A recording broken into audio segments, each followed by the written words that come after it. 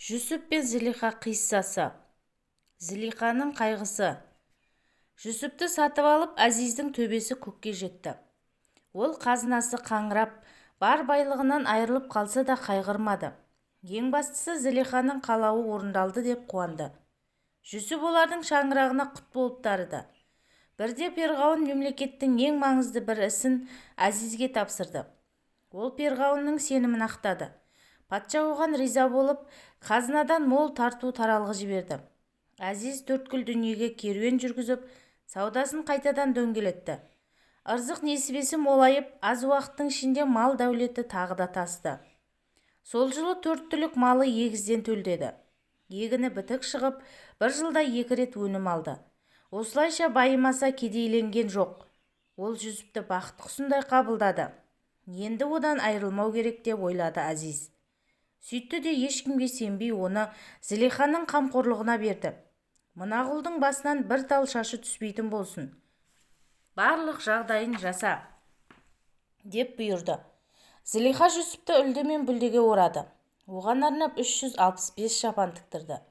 Алтын жіппен зерленген түрлі түсті оқалы шапандар Жүсіпті тіптен құлпыртып жіберді. Күніне бір киген шапанын екінші рет кигізбеді. Мұндай сұлулық қор болады. Таңда киген киімді кешке кірге таста, сөйтте жаңасын ки. Саған тек сұлулық жарасады, деді Зылиха. Жүсіп: ей мейірімді Зылиха, патшада жоқ жағдай жасадың. Мен мұншама құрмет пен ғиззатқа лайық емеспін.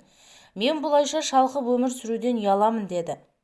Зылиха: ей көзімнің қарашығы, саған дұрыстап қара деп Әзиз өзі бұйырған. Ол мына халіңді көрсе қуанары анық. Өзіңді осы үйдің баласындай сезін, деді. Зылиха Жүсіптің шашын тарап, алтын жіппен буып отыруды әдетке айналдырды. Бұрынғы ма, ғашығы қолына түскен соң, жүрегіндегі ғашықтық оты лаулап жанды. Сүйіктісін бір сағат көрмесе, ішқұса боп өліп қала жаздайтын. Әр демі Жүсіп деп кіріп, Жүсіп деп шығатын. Құлағы керең боп қалған сияқты. Қасындағы адамның айтып жатқан сөзін шала шарпы естиді. Кім не айтса да құлағына Жүсіп деген сөз болып жетеді.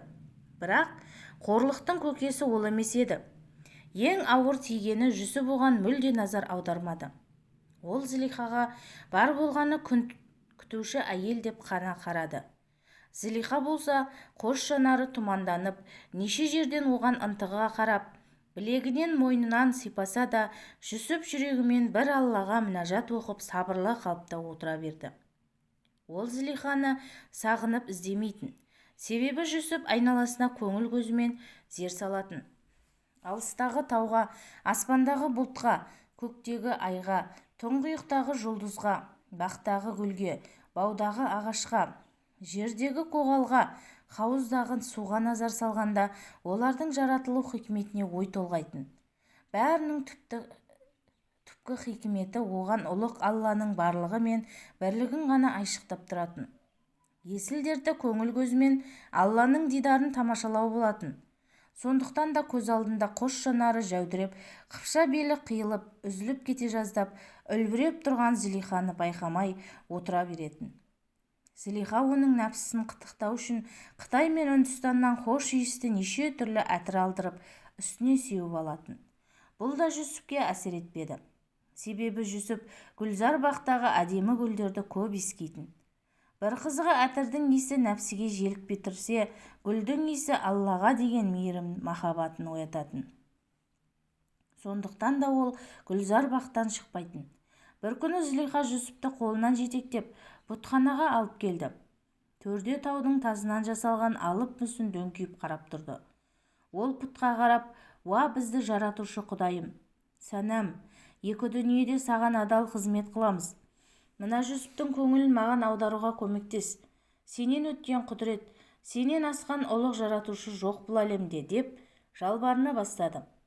Сосын Жүсіпке қарап: сен де мінәжат ет, деп бұйырды. Жүсіп те қарап қалмады. Ол ұлық Алланың есімдерін еске алып мақтап, пәктеп зікірін айта бастады.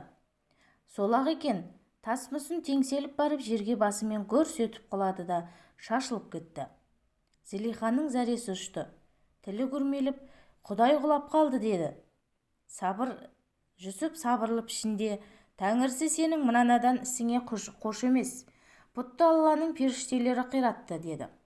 Олай болса, құдіретті Аллаңа айт. Сәнәм Құдайымды қайтадан бүтіндесін. Ертең патша ағзам пұтханаға келеді. Мына сұмдықты көрсе қаһарланады. Елге бәле келуі мүмкін деп жылап жіберді.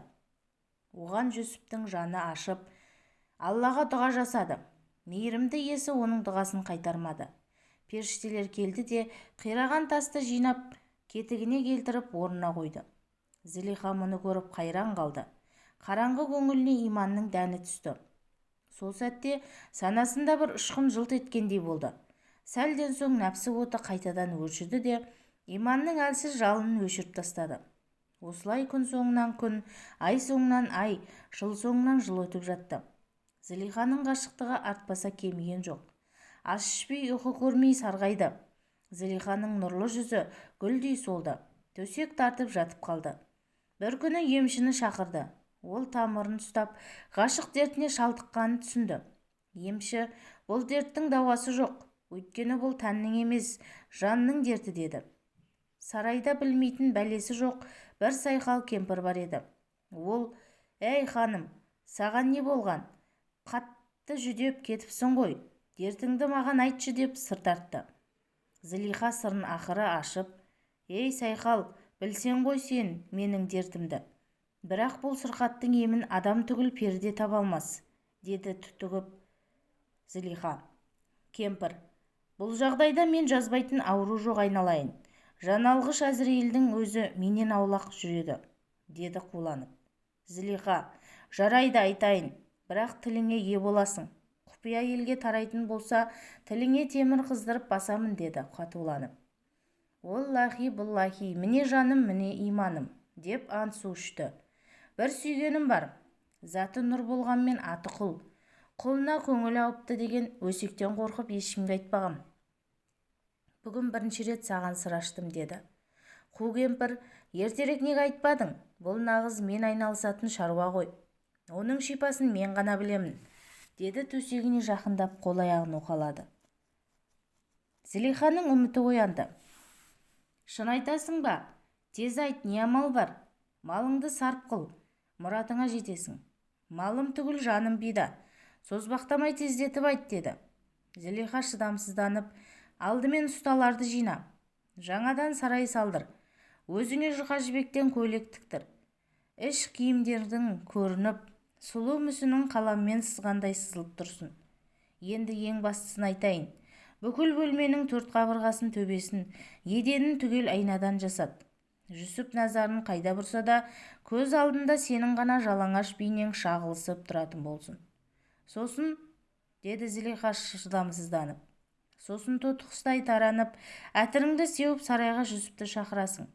Жаңа сарайға кіргенде бас айналып, жұпар иісіңе мас болып, құшағыңа құлайды, деді. Зелиха кемпірдің ақылын естігенде бақыттан бас айналып сала берді. Ақысына бір сандық алтын берді. Сосын Әзизге ешкім де жоқ, өзіме ғана лайық ғажайып сарай соғып бер деп өтінді. Әзиз сол күні іске кірісті. Мысырдың ең шебер ұсталарын алдыртып, елде жоқ ертегі сарайды салдыртты. Жалғасы келесі шығарылымда.